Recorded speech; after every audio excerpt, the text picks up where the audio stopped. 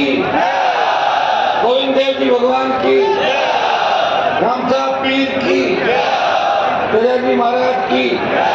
दो नारे लगाए। मैं कहूँगा अमर रहे आपको। सर छोटू राम अमर रहे, बाबा साहब अमर रहे। मैं चंद्रशेखर जी का कार्यक्रम है, चंद्रशेखर जी का कार्यक्रम है वाराणसी से दूर बड़ी रैली पे रखी, वहाँ भी हजारों लाखों लोग इंतजार कर रहे हैं।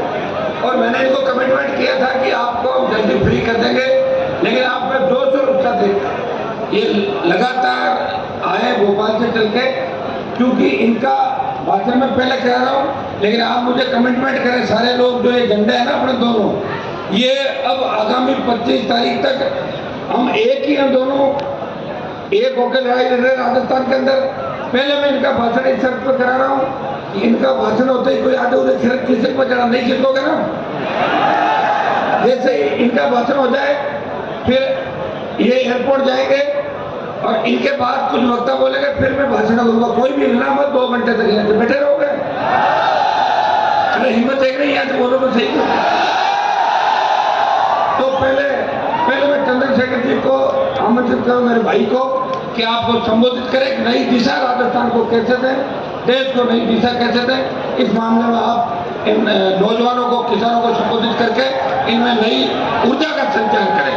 चंद्रशेखर जी को मैं आमंत्रित करूं और मेरा इस बात आपको मिलना नहीं है।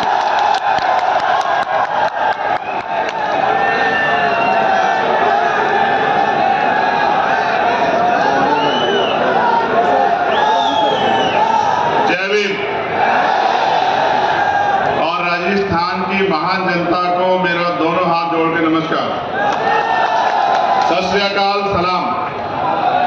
मेरे प्यारे साथियों, सबसे पहले तो राष्ट्रीय लोकतांत्रिक पार्टी के 5वें स्थापना दिवस की आपको बहुत बहुत बधाई और मंगल कामनाएं। मैं इसलिए आपसे पहले ही माफी मांग रहा हूं क्योंकि मुझे जाना है। आप जानते हैं मैंने कभी मुसीबत में आपका साथ नहीं छोड़ा, लेकिन आज एक समस्या ये है कि जैसे आप प्यार करने वाले लोग यहाँ हो, ऐसे ही उत्तर प्रदेश में जो प्यार करने वाले लोग हैं उन्होंने भी सभा बुला रखी है। उनकी सभा 11 बजे की थी। मैंने बड़ी मुश्किल से उनसे निवेदन करके कहा कि मैं थोड़ा देर से आऊंगा, आ जाऊंगा। तो मैं जो चंद बातें आपसे कहूंगा आप उनको सुन लेना, लेकिन मैं आपसे एक वादा कर रहा हूं कि जब तक मैं इस किसान कमेरी कौम को कुर्सी में बैठने की ताकत यहाँ राजस्थान में हम लोग मिलकर दोनों भाई नहीं देते, तब तक मैं आपको छोड़कर जाने वाला नहीं। ये बात याद। इस मंच पर उपस्थित भीम आर्मी, आजाद समाज पार्टी, राष्ट्रीय लोकतांत्रिक पार्टी के सभी सम्मानित नेतागण, हमारी पार्टी के प्रभारी अध्यक्ष और एक एक हमारे कार्यकर्ता प्रत्याशी, और आज इस सभा के दूल्हे के रूप में जो यहाँ मौजूद है, वो जो राजस्थान की जान शान है, जिसको दूर से मैंने लड़ते देखा आपके हक अधिकारों के लिए, और लड़ने का हौसला तो मंच पे भी दिखा देते हैं कभी कभी। मैंने तो जिम्मेदारी ली है कि मैं इनको रोकता रहूंगा। अगर ये आप कभी भी लड़ेंगे तो ये आपके हकों के लिए लड़ेंगे, आपके अधिकारों के लिए लड़ेंगे, आपके मान सम्मान के लिए लड़ेंगे।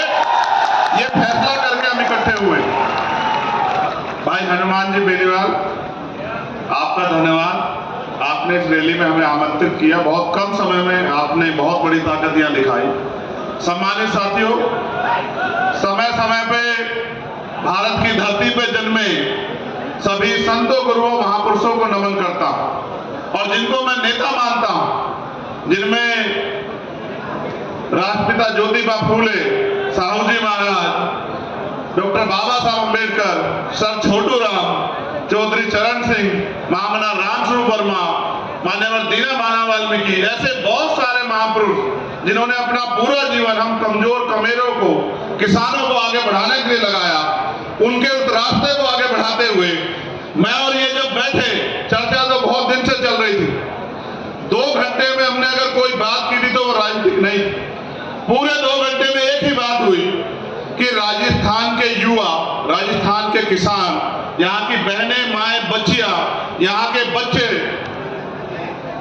यहाँ के बुजुर्ग, इनका भविष्य राजस्थान में कैसे संवरे, इनके भविष्य में चार चांद कैसे लगे।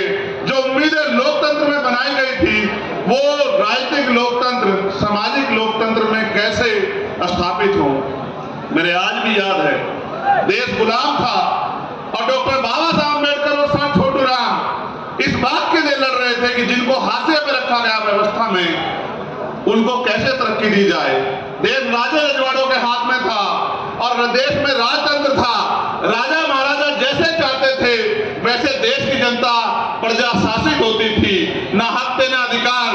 जो राजा ने कह दिया, राजा ने कहा दिन तो प्रजा ने कहा दिन, राजा ने कहा रात तो प्रजा ने मान लिया रात। और ये बहुत लंबे समय तक चलता रहा। फिर एक ऐसा समय आया कि देश में लोकतंत्र आया। देश में जब लोकतंत्र आया तो समस्या ये थी कि एक तरफ आर्थिक रूप से गैर बराबरी थी, एक तरफ बड़े बड़े महल और एक तरफ गरीबों की झोपड़ियां, दूसरी तरफ सामाजिक आधार पर गैर बराबरी थी, छुआछूत थी, ऊंच नीच थी। मैंने चौधरी कुंभाराम आर्य के आंदोलन को पढ़ा कि किस तरह से उन्होंने लोगों को जगाने के लिए कितना काम किया और किस तरह से आपका नेतृत्व किया समाज को अपने पैरों पर खड़ा करने के लिए। असल लड़ाई ये थी कि लोकतंत्र तो आया था, लेकिन पैसे वाले लोगों ने तय किया कि वोट इनके पास चला गया है। वोट को रोकने के लिए भी षड्यंत्र हुए।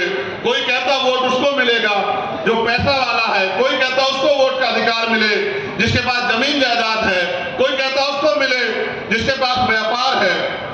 हमारे नेता लड़ रहे थे कि लोकतंत्र तब होगा जब अंतिम व्यक्ति को भी सरकार चुनने का अधिकार मिलेगा। ये राजतंत्र नहीं है कि राजा चंद लोग चुन के तय कर दें। ये लोकतंत्र है, जनता जिसे चाहेगी, चाहे वो किसान का बेटा हो, चाहे वो मेहनत कौम का बेटा हो, चाहे वो गरीब का बेटा हो, उसको आगे बढ़ाना चाहे तो बढ़ा सकती है। तमाम साजिशों के बाद जब बाबा साहब अम्बेडकर ने अपने 4 बच्चों की कुर्बानी के साथ आपको वोट का अधिकार दिया तो लोगों ने कहा, जो विरोधी लोग थे कि वोट इनके पास है, नोट हमारे पास है, इनकी वोट को नोट से खरीद लेंगे, लोकतंत्र आने नहीं देंगे। हमारे महापुरुष घर से निकले, गली गली गए, लोगों को समझाने का काम किया है। मेरे सीधे साधे लोगों, अपनी ताकत को समझो। ये वोट आपको गुलामी के लिए नहीं मिली, ये वोट आपको बिकने के लिए नहीं मिली। मेरे आज भी याद है माननीय काशीराम साहब, उन्होंने अपने जीवन की एक सुख सुविधाएं लगा दी। मगर मैं मानता हूं परिवर्तन एक सतत प्रक्रिया है। चंद दिनों में नहीं बदलाव हो सकता था। ताकतवर लोगों ने रास्तों में कठिनाइयां लगाई। आज जब हम आ रहे थे, रथ चल रहा था, सामने कोई रुकावट आ गई तो हनुमान जी बेनीवाल मुझसे बोले, पत्रकार साथी भी वहां थे, कि ये रथ रुकेगा नहीं। ये रथ अब अगर रुकेगा तो जयपुर की कुर्सी में मैं जाकर रुकेगा। तो बात मेरे दिल में आई कि कितनी कठिनाइयों के बाद भी जो फैसले हमने लिए वो मजबूत होते गए। हमारे महापुरुष निकले, लोगों को जगाते रहे। आज उस कारवां को, उस एकता को जो नेचुरल एकता है, मैं आपको दिल से कह रहा हूं और मैं आपको चेतावनी के तौर पे भी कह रहा हूं। आज हमने एकजुट बनाई, ये गठजोड़ बनाया गांव में रहने वाली, क्योंकि शहर की अपेक्षा गांव में हमारे ज्यादा लोग रहते हैं, उनके चेहरे में खुशहाली आई। मुझे मेरे साथियों ने बताया कि जो कल तक डर रहे थे गांव में, उनको यह पता लगा कि मजबूत पहरेदार खड़े हो गए, एकता बन गई है और परिवर्तन होकर रहेगा। ऐसी लहर जो जब छाई तो इसके विरोध में मैं चेतावनी के तौर पर कह रहा हूं, हो सकता है जातिगत झगड़े करा दिए जाएं, हो सकता है कि लोगों को गुमराह किया जाए। यह हमारी मातृशक्ति बैठी है, आपके भविष्य का फैसला है। अन्याय अत्याचार उस कौम पे होंगे जिनके पास राजनीतिक शक्ति नहीं होगी। और मैं नौजवानों से कहना चाहता हूं, अगर अपना उचित भविष्य चाहते हो, रोजगार चाहते हो, 90 लाख वोटर हो आप लोग राजस्थान में, जो नौजवान है, जो फैसला करेगा कि कुर्सी पे कौन बैठेगा, मैं उन सबको कहना चाहता हूं, मैं एक नौजवान हूं, बेरोजगारी के दर्द को समझता हूं और ये भी समझता हूं कि किस तरह माँ बाप अपने बच्चे का पेट काट काट के आगे बढ़ाते, जमीन पे गिरवी रखे। और किसान का मेरी कौम से आता तो जानता हूं, हमारे तो सारे रास्ते बंद कर दिए। हमारे लोग आर्मी में चले जाते थे तो अग्निवीर बना के हमारा फ्यूचर खत्म कर दिया। पुलिस में, फोर्स में जाते थे, भर्तियां बंद है। और जो भर्तियां होती है, पेपर लीक होता है, सामूहिक बस में बैठ के बिना सत्ता के संरक्षण में नहीं हो सकता। महंगाई बेरोजगारी ने कमर तोड़ दी है। और आपको जान के आश्चर्य होगा मेरे लोगों, एनसीआरबी का डाटा कहता है कि महिलाएं यहां सुरक्षित नहीं है। इस प्रदेश को मजबूत और सुरक्षित हाथों की जरूरत है। और जब मैं देखता हूं तो कोई नजर नहीं आता अगर कोई नजर आता है आपके रक्षक के रूप में, आपके सुरक्षा कवच के रूप में, तो वो मेरा भाई है हनुमान जी बेनीवाल, जिस पर मुझे भरोसा है कि वो हर मुसीबत को अपने सीने पे लेके आपकी रक्षा सुरक्षा करेगा। और इसी बात के साथ हम इकट्ठा हुए कि 80 लाख लोग वो जिन्होंने भारतीय जनता पार्टी कांग्रेस के खिलाफ वोट किया और 90 लाख नया वोटर, और हम गली गली जाएंगे। आज भले मेरे पास समय कम है, लेकिन रोज समय कम नहीं रहेगा। मैं आपकी गली गली ढाणी ढाणी आऊंगा आपको जगाने के लिए। और आपसे निवेदन करूंगा मेरे लोगों, अगर चाहते हो कि नासिर जुनैद के साथ जो हुआ, असगर के साथ जो हुआ, एसआई मीणा जी के साथ जो हुआ, अगर चाहते हो इस सरकार को, पीसी सरकार को देखो जो आपसे कहेंगे कि बीजेपी के नाम पे हमें वोट दो, बीजेपी आ जाएगी। आप याद करो, इंद्र मेघवाल, जितेंद्र मेघवाल, ओम प्रकाश रायगर, तुलाराम गुर्जर, तोलाराम गुर्जर, आप याद करो कितने जुल्म हुए। और अगर कोई लड़ रहा था, लड़ना चाहिए था विपक्ष को, जो मुख्य विपक्ष है, आप बताओ और अपने मन से बताना, क्या भीम आर्मी हनुमान जी बेनीवाल की टीम के अलावा कोई लड़ रहा था? क्या आप बताओ? नहीं लड़ रहा था। क्यों नहीं लड़ रहा था? क्या हमारी वोट की कोई वैल्यू नहीं है? मैं आपसे कहना चाहता हूं, आपने लोकतंत्र आने के बाद अपनी शक्ति को नहीं समझा। आपने लोकतंत्र आने के बाद इन लोगों पर भरोसा किया। हर 5 साल बाद आप वोट देते हो, कभी इनसे पिट के इनको वोट देते हो, कभी इनसे पिट के इनको वोट देते हो। मेरे लोगों, वोट का अधिकार शक्ति का अधिकार है, शक्ति का सूत्र है। आपकी जो समस्याएं हैं, मैं ऐलान करके कह रहा हूं, बिना अपने भाई से पूछे, आपकी जो समस्या है आप लिख के दे जाओ। मैं पूरे राजस्थान के वासियों से कहना चाहता हूं, अपनी समस्याओं को लिख के दे जाओ। ये तुमसे झूठे मैनिफेस्टो लेके आते हैं, रोजी रोटी के लिए वोट नहीं है। रोजी रोटी तो मेहनत कष्टों में कमा के खा ही लेते हैं। हमने तो वो भी दिन देखे कि बहुत सारे लोग, मैं राजस्थान की बात करूं तो ये मेरी बात जान लो, आपकी जो समस्या उनको लिख के दे जाओ, उसी का मैनिफेस्टो बना देंगे और 6 महीने में एक आपकी मांग पूरी करके दिखा देंगे। आप मेरी बात को याद रखना, ये राजस्थान है। इतने सरकारें बनी, क्या पीने के लिए साफ पानी की व्यवस्था, मीठे पानी की व्यवस्था कराई तुम्हारे लिए? ERCP का से आपको लाभ मिलता, 13 जिलों को मिला के आपको लाभ। दोनों खेल खेल रहे हैं कि कैसे आपका बेवकूफ बना। कब तक लूटते रहोगे? कब तक पिटते रहोगे? ये एकता बन गई है, इसको रोकने के लिए षड्यंत्र होंगे, लेकिन इसको कोई और नहीं रोक सकता। इसको रोकोगे तो आप, और इसको ताकत दोगे तो आप। जितनी ताकत में आज आप यहाँ आए हो, आज से लड़ाई शुरू हुई है, खत्म नहीं हुई। आज के बाद आपको करना यह है कि आपको गांव-गांव जाना है, इस एकता का बिगुल बजाना है, अपनी एकता की ताकत दिखाना है और अपने कमजोर भाइयों के हाथ पकड़ के उनको ये विश्वास दिलाना है कि बहुत हुआ, बहुत दिन अलग अलग रहे, अलग अलग होकर सताए जाते रहे। अब समय बदल गया है, ऊपर वाले ने हाथ मिला लिया है तो नीचे वाले भी हाथ मिला के एकता बना ले। और फिर मैं कहता हूं कि कैसा सूरज निकलेगा। समय कम ना होता तो मैं आपको बहुत कुछ सुनाता, मगर मैं आपको वादे के तौर पर कह रहा हूं, मैं 1 लाख लोगों में भी वही बात कहता हूं और 10 लोगों में भी वही बात कहता हूं। वोट का अधिकार आपकी तरक्की तय करेगा। अगर आप चाहते हो कि नौजवान ठगे जाएं, पेपर लीक हो, भर्तियों में घोटाले हो, महिलाएं सुरक्षित हो, ये महिलाएं नहीं है, ये हमारे घर का सम्मान है, ये हमारी बहन बेटियां हैं। हमको किसान को मेरे को ला दे, हम जानते हैं, हमने सीखा है देश के बॉर्डर पे देश की रक्षा करना और गांव क्षेत्र में अपनी बहनों के मान सम्मान की रक्षा करना। लेकिन आपने देखा किस तरह से जुल्म जाति बढ़ रही है। उसको बढ़ने का एकमात्र कारण है कि सत्ता के संरक्षण में अपराधी फल फूल रहे हैं और कोई नहीं चाहता कि परिवर्तन हो। जो स्थापित लोग हैं वो नहीं चाहते, जनता चाहती है परिवर्तन हो। और जनता ये चाहती है कि कोई किसान का बेटा, कोई मेहनत करने वाला बेटा यहाँ जयपुर की कुर्सी पर बैठे। आपसे मैं पूछना चाहता हूं कि जयपुर की कुर्सी पर अगर आपके बीच का व्यक्ति बैठेगा तो क्या आपको किसी के लिए किसी का आगे हाथ फैलाना पड़ेगा? नहीं। आप खुद ही सोचो, जिसने बिना पावर के आपके लिए इतने लड़ाई लड़ी हो, अगर उसके हाथ में राजनीतिक ताकत होगी तो क्या होगा? कुछ और ही होगा। वो आपको बहकाने का प्रयास करेंगे, आपको बांटने का प्रयास करेंगे, आपको लालच देने का प्रयास करेंगे। आपने देखा नहीं, जब से मोर्चे की शुरुआत हुई, कहीं की तो लिस्टें बदल गई हैं, कहीं की लिस्टों पे रिव्यू चल रहा है, कहीं घोषणाएं गारंटी दी जा रही है। मैं ये पूछना चाहता हूं, जिनकी सरकारें थी उनको गारंटी क्या जरूरत है? कर देते ना। अगर आप नहीं कर सकते, मौका दे के देखो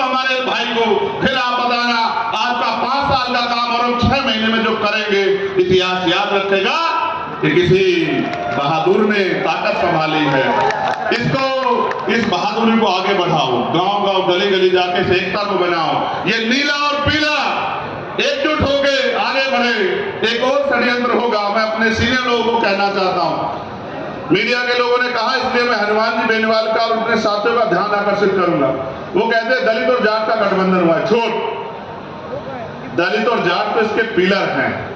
वो तो अपने कंधे में बिठा के इस प्रदेश की सत्ता तक हनुमान जी बेनीवाल को लाने वाले हैं। वो तो इसके पिलर हैं। लेकिन ऐसा गठबंधन हर पीड़ित का है, कमजोर का है।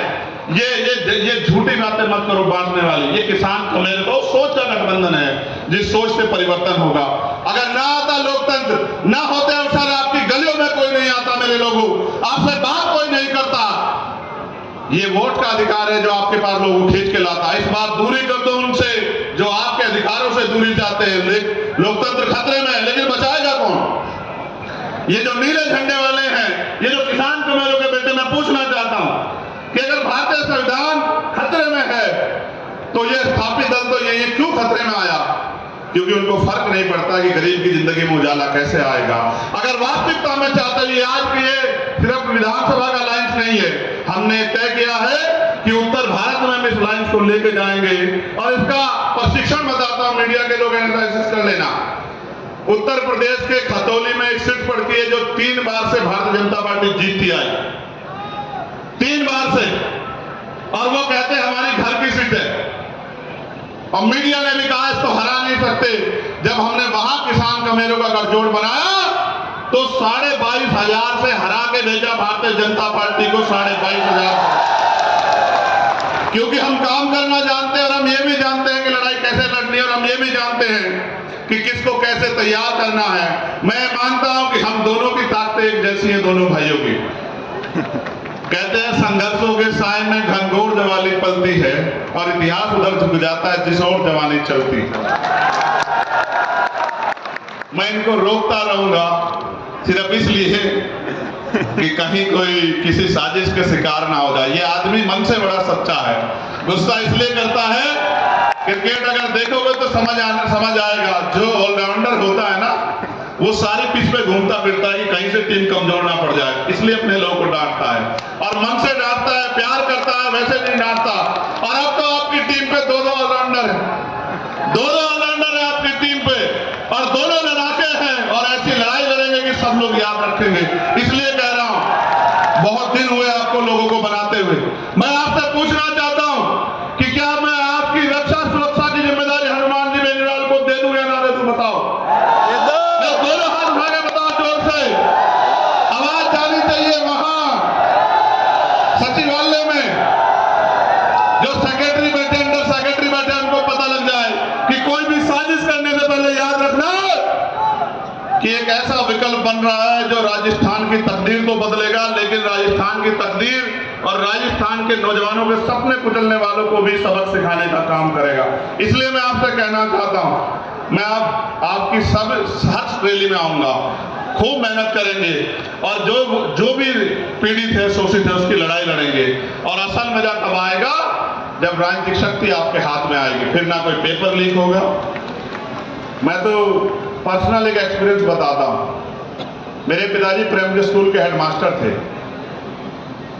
जब वो बीमार हुए, मैं बहुत सारे अस्पतालों में लेके उनको घूमा, और मैं ईमानदारी से कह रहा हूं, अगर मेरे पास पैसे होते तो मैं अपने पिता को बचा लेता। यार, इस देश में गरीबों की कोई इज्जत नहीं है, ना ही उनकी जिंदगी किसी को परवाह। और फिर मैंने तय किया कि मैं अपने पिता को नहीं बचा पाया, लेकिन मैं प्रयास करूंगा संघर्ष करके अपने साथियों के साथ कि किसी और के पिता को, किसी की बहन को, मां को अच्छा इलाज ना मिलने कारण मरने ना दूं। मैं बहुत कुछ सह के देख के आया। जब मैं लड़ाई लड़ने गया तो मुझे उठा के जेल में बंद कर दिया। 16 महीने में जेल में रहा। एक रात मैंने इस उम्मीद के साथ काटी कि जब मुझे अवसर मिलेगा काम करने का, तो फिर मैं जो मेरे दिल में दर्द है उसको करके दिखाऊंगा। और ये लड़ाई चलती रहेगी। आज तो शुरुआत हुई है, आने वाला कल सुनहरा होगा। मेरे इस बात को आप वो कर लो, गिठा बांध लो कि ये प्राकृतिक गठबंधन राजस्थान के भविष्य का फैसला करेगा। लेकिन इसको धार तब मिलेगी जब आप अपनी जिम्मेदारी उठाओ। क्या आप अपनी जिम्मेदारी उठाने के लिए तैयार हो?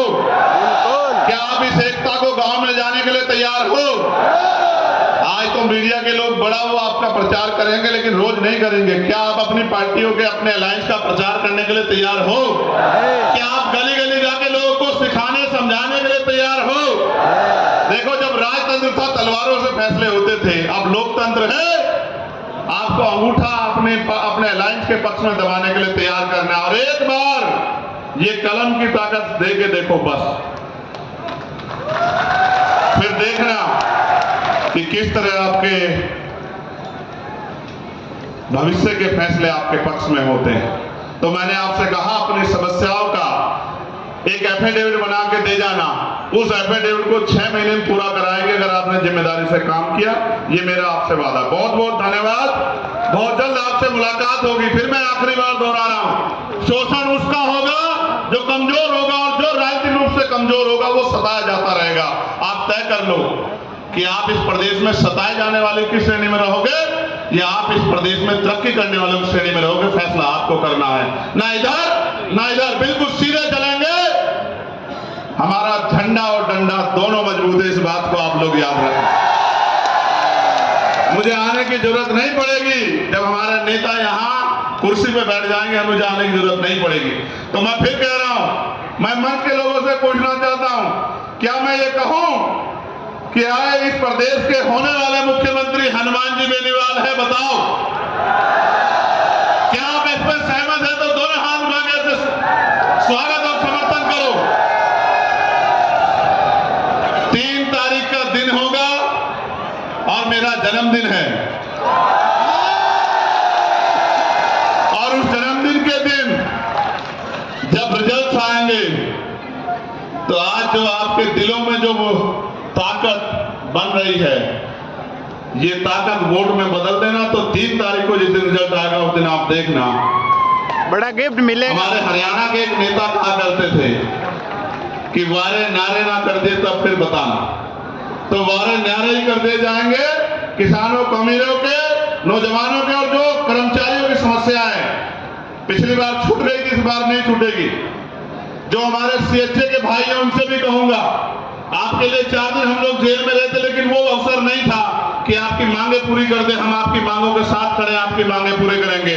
जो तृतीय श्रेणी के टीचर हैं, आप बहुत दिन से परेशान हो रहे हैं कि आपके ट्रांसफर की व्यवस्था हो जाए, आपके ट्रांसफर की व्यवस्था भी करेंगे। हर एक व्यक्ति की लड़ाई लड़ेंगे। बस वो ताकत दो जिससे लड़ाई पूरी है। बहुत बहुत धन्यवाद। जय भीम, जय भारत, जय मंडल, जय जोहार, जय संविधान। और आप सभी के लिए को बहुत बहुत बधाई और आपके गठबंधन को बधाई। हमारी एकता जिंदाबाद। जय जवान, जय जवान, जय जवान। किसी की बातों में मत आना। बहुत आएंगे बहरूपिये धोखा देने के लिए। लक्ष्य रखो मौके के लिए। मौका आपके हाथ में है। कुछ दिन की बात है। अब जब सभा होगी रिजल्ट के बाद, तो वो वहीं होगी जहां से तरक्की के फैसले होते हैं, जहां से प्रदेश के फैसले होते हैं। बहुत बहुत धन्यवाद। बहुत बहुत शुक्रिया सम्माननीय चंद्रशेखर जी आजाद साहब का। जिस तरह का संकल्प आपने मंच के माध्यम से दोहराया कि केतली और बोतल दोनों आपके सामने है। केतली से बोतल में डालो, चाहे बोतल से केतली में डालो, बात एक ही है। और ये बात हमें 25 तारीख को राजस्थान की जनता के सामने साबित भी करनी है। जैसा कि चंद्रशेखर जी कहा कि बहुत आएंगे बहकाने वाले, लेकिन मंजिल तक पहुंचने के लिए हमारा संकल्प एक ही काफी है। हमारे दोनों नेता सम्माननीय हनुमान जी बेनीवाल और सम्माननीय चंद्रशेखर जी आजाद राम और लक्ष्मण की जोड़ी के रूप में मिलकर के आने वाले समय में राजस्थान की सूरत और सीरत बदलने का काम करेंगे। राजस्थान की दशा और दिशा बदलने का काम करेंगे। अब चूंकि चंद्रशेखर जी को पढ़ाना है, आगे बड़ा कार्यक्रम है, आप सभी से निवेदन रहेगा आप सभी यहीं बने रहें। एक भी साथी अपनी जगह से खड़ा नहीं होगा। जोरदार तालियों के साथ चंद्रशेखर जी आजाद को विदा